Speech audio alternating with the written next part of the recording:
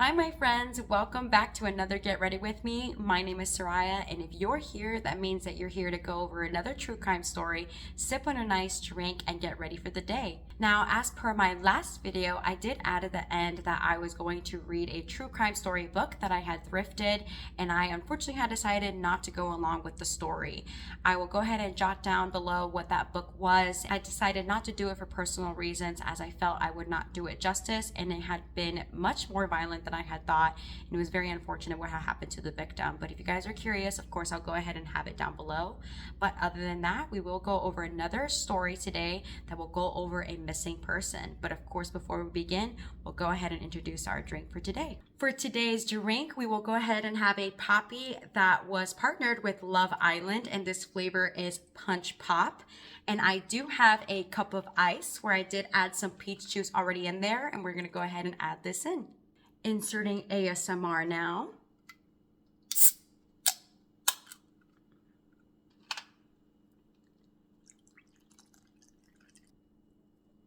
Okay, make sure to not spill. And I do have my straw, and I will go ahead and add it in and give it a little taste test. That was good. It was a little sour in the beginning, but it's good. All right, let's go ahead and begin our story. Okay, so today's story will begin with our missing person, Dale Williams. He was born on July 15th of 1956. And even though there's not a lot of information about his earlier life, we do know that in his later life, he did get married to his wife, Diana Williams, and they do have 2 daughters together. Our setting will begin in Nucla, Colorado, where Dale owns and operates out of a auto body repair shop. So as for the day that he went missing, Dale would get ready for the day, kiss his wife goodbye, and would go down to his auto repair body shop. Before I continue, I'm kind of looking into the camera in my mirror to make sure that my tinted sunscreen is being smoothed out. And I hope that this is my color. I think it looks like a match. You guys let me know. Now that my sunscreen has been fully applied, we'll assume that Dale had a normal work shift, and it wasn't until later that Diana would notice that he had been late to dinner. Assuming that he may have just gotten busy, she had just stuck around and waited for him to either call or update her on anything. Diana would go ahead and state that she did try calling the shop multiple times with no answer, and she had then eventually convinced herself that he simply did not hear the phone based on the machinery that he would use while he would do his work. And it wasn't until later towards midnight that Diana would eventually toss and turn as the hours had gone by and Dale still had not come home. For just the next day, Diana had agreed that she would drop off her daughters off at school and she would go straight to the shop to go and check on him herself.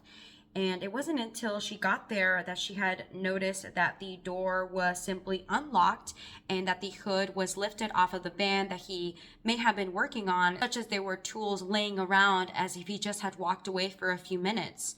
She kept on looking around for him, and eventually she had drove herself to her mother-in-law's house to ask her if by any chance she had seen or heard from him. She had searched for him for hours before she had decided to call the police and report him as missing. I'm going to go ahead and take a little break here to take a sip of my drink before we get into some details of the investigation. Dale's friends and family had decided to print out their own missing posters and put them all over around town. Diana had noticed that after some days, she would eventually see that some of the signs were missing in the areas that they placed them in. She stuck around and put some more, and only, again, 1 or 2 days would pass by until they went missing. This had led her to let police know in case, there was something there or it was just simply strange. And eventually the police did find the person who was taking down these posters. When the police had been informed about these missing posters, they did went ahead and placed a surveillance camera that had been hidden that had captured a image of the person or the man who was taking down these flyers. This man would be known to be a former friend of Dale and Diana's, and when he had been questioned by the sheriff's department, He had simply denied that he had any involvement in Dale's disappearance, and he had also provided an alibi for the night that Dale had been missing for May 27th, and therefore the police did confirm the alibi and had let him go. Moving on to mascara, but before I do so, we'll go ahead and step into the investigation that the police had conducted, and they had actually found out that Dale had made a brief stop at a family friend's office named Tammy the day that he had disappeared, right around 12:15 p.m. Tammy had reported that he seemed to be in a hurry and that he was on his way to help a stranded motorist. An important detail to note is that Dale Williams is not a mechanic, and he is simply an auto body repairsman. And with that being said, that call alone is strange for him to be able to go over there and provide assistance. I know I'm kind of like staring into the camera now, and I might have scared you a little bit because I kind of popped up, but I did a lash lift and I think they look pretty good, but I'm still going to go ahead and apply some mascara. What are we thinking so far? It is a bit strange about that call, but then again, this might be a small town. This guy might just be a good guy where he's willing to provide assistance in any way that he can. Continuing with the case, investigators had also found that Dale's friend, Pastor Tom Ross, and his son had stopped by the shop late that morning, and they had also stated that Tom had told police that Dale received a distress call while he was there. Tom had told police that the call had mentioned that there was a broken down vehicle from 3/4 of a mile east of the Bedrock, Colorado store, which was just a little country store a little bit outside of town. And that information alone would direct police to start investigating over there in that area. I would like to go ahead and backtrack a little bit into our story to the friend and the same person who happened to be removing the missing posters of Dale. That it is important to note that 12 months before Dale had vanished, Dale and Diana had helped relocate this friend's ex-wife to another state without his knowledge. With this information, Diana would mention to police and state in her personal opinion for a basis of motive, as this friend happened to still be angry with Dale for helping his ex-wife move, and especially when they wouldn't reveal where she was or anything like that, and she had personally felt that he still had stayed very angry with Dale because of it. Okay, I think we're gonna go ahead and move on to some eyeliner. You guys know how I am with my eyeliner. I cannot do it in front of y'all. I get shy. Okay. Oh, how's that look? Ooh. All right, let's see. I think they're even. I might have to fill this one in, but I'll do that off camera. Alrighty, so how are we doing? Because I simply need a drink right now. I feel like I've been talking for a while. I hope that you guys are maybe already making your own guesses and suggestions, ideas into what may happened. But I would also like to add that a month after the move, Diana had said that Dale had found some disturbing items outside of his shop. The items that were found were personal torn up photos, and these photos contained all four people: Diana, Dale, and their now divorced friends. These photos would have been stolen from his shop and then had been torn outside. The other strange things that had been found around these torn up photos had also been .22 caliber rounds, and they were just scattered all around on the ground. It wasn't until a few days later that Diana had made a strange discovery in the drop box at the video store that she had managed, where it was a .22 caliber revolver. The gun, just like the torn photos, had both been stolen from Dale's shop. I hope that you guys recall that our setting takes place in Nucla, Colorado, and that Dale had gone missing around May of 1999. It wasn't until July 4th of 1999 where a family is going out for a Sunday swim and they find something very strange in the water. This family would be hanging out in Montrose County, Colorado, if I'm saying that right, where they had found a pickup truck in the muddy water. And yes, the sheriff's department would then respond to the scene, and they had found out that this truck did belong to Dale Williams. I like how when I'm doing my eyeliner, I act like I almost can't speak while I'm doing it, but I have free will where I could just remove that and continue talking to you guys. But anyway, let's go back to the story. At the time of this discovery, the sheriff's department would state that the pickup and the crime scene alone would still give no clues to Dale's whereabouts. Now, with all the information provided here today that is generally just broad and simple is based off the article that I had come across. It is very confusing, and I am not sure I can even confirm in full confidence of why this case had gone the way it did, because it had simply gone cold for many, many years, where they did not find any more information or details to be able to tie anyone to Dale's disappearance or even finding Dale himself. The reason why I'm mentioning this to you is because if it is 1999, it had not been until 2019 that the Colorado Bureau of Investigation, they would then renew public appeals of information, starting with the mysterious phone call that had lured Dale away in the first place.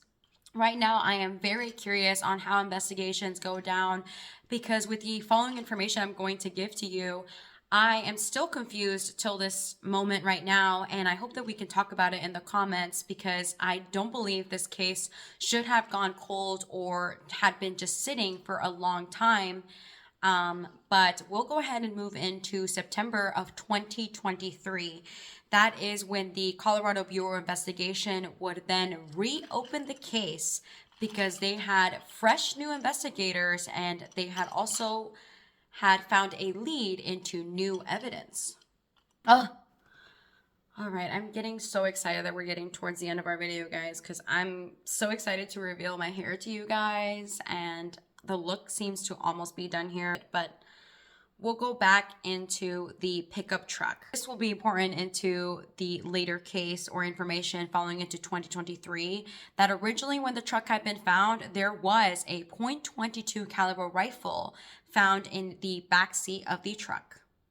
I think it is also important to add that the rifle had been found with a spent shell casing. With that information alone, we'll go ahead and move on to October of 2024, with authorities will go ahead and arrest Dan Bishop. Dan Bishop is the person who is the friend of Dale and Diana, in which they did help move his ex-wife to another state without his knowledge. He is also the same person who had been removing the missing posters around town and had provided an alibi back then in 1999. Just for confirmation, the rifle found in the truck did belong to Dan Bishop, and investigators had also tied motive over the earlier dispute over Bishop's ex-wife. I don't think you guys are ready for the rest of this story, and I want to almost apologize in advance. We are going to move into March of 2025. The murder charge that they had attempted to put against Bishop had actually been dismissed without prejudice, which means that if the prosecution can refile, as long as there are more additional evidence that can be applied to make a better case. Over, I guess they're stating that the case had fallen due to not enough evidence, or also to confirm that Dale's body has also still not been found. As of today, Dale Williams is still officially reported missing, and they do still tend to push this case onto a homicide, and they are, of course, pushing more for evidence.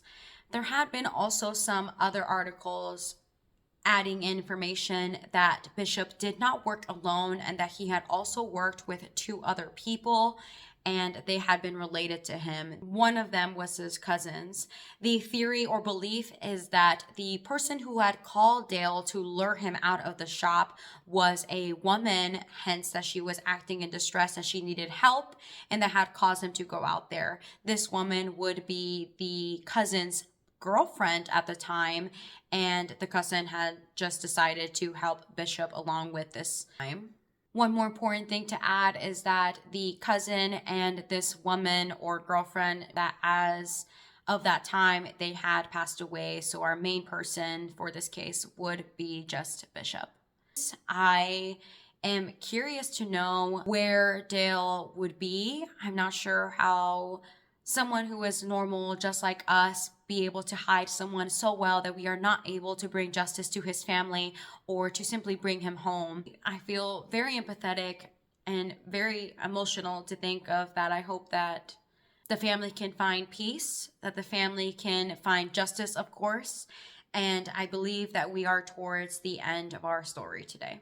I wonder what your guys' theories are, or if you guys think that there was a failure of justice here. I'd also like to add that his daughter had attempted to get more information about her father, and she did somewhat succeed by getting his story on Unsolved Mysteries, which had caused the case, of course, to stay open and to get more information.